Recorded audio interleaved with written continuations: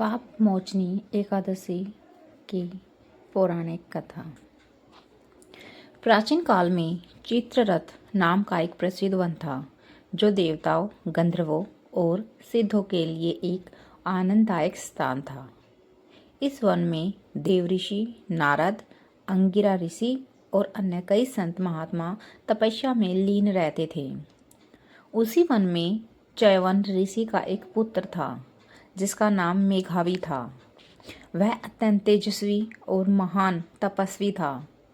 मेघावी ने घोर तपस्या कर ब्रह्मचर्य का पालन किया। उसकी तपस्या से देवराज इंद्र भी भयभीत हो गए और उन्होंने उसकी तपस्या भंग करने के लिए एक मनमथा को भेजा। कामदेव ने अपनी शक्ति से एक सुंदर अप्सरा मंजुघोषा को वहां भेजा।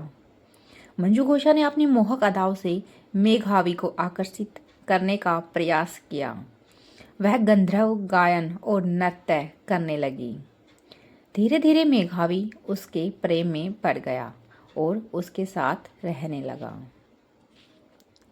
बहुत वर्षों तक साथ रहने के बाद जब एक दिन मंजुघोषा ने मेघावी से कहा, हे ऋषिवर, अब मुझे जाने की अनुमति दे।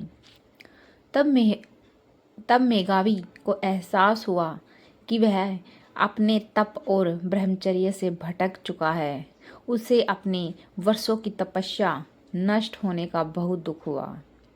क्रोध में आकर उसने मंजुघोषा को श्राप दे दिया। हे पापिनी, तूने मेरे वर्षों की तपस्या नष्ट कर दी, इसलिए मैं तुम्हें श्राप देता हूँ कि तुम पिशाचिनी बन जाएगी।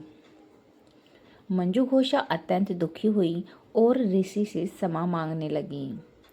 तब मेघावी को भी अपनी गलती का एहसास हुआ, लेकिन ऋषि के श्राप को कोई टाल नहीं सकता था। वह ऋषि अपने पिता च्यवन ऋषि के पास गए और अपनी गलती के लिए प्रायश्चित का उपाय पूछा। च्यवन ऋषि ने कहा, हे पुत्र, तुम पाप मोचनी एकादशी का व्रत करो, इससे तुम्हारे सभी पाप नष्ट हो जाएंगे। इसके बाद मंजुघोषा ने ही च्यवन ऋषि से क्षमा मांगकर इस व्रत का पालन किया। व्रत के प्रभाव से वह अपने पिशाच योनि से मुक्त होकर पुनः अप्सरा बन गई। भगवान श्री कृष्ण ने युधिष्ठिर से कहा, अब हम बात करते हैं इस व्रत का फल। भगवान श्री कृष्ण ने युधिष्ठिर से कहा, हे धर्मराज, आप यह पाप मोचनी एकादशी अत्यंत पुण्यदायी है। जो भी इस व्रत को करता है वह अपने सभी पापों से मुक्त होकर मोक्ष को प्राप्त करता है।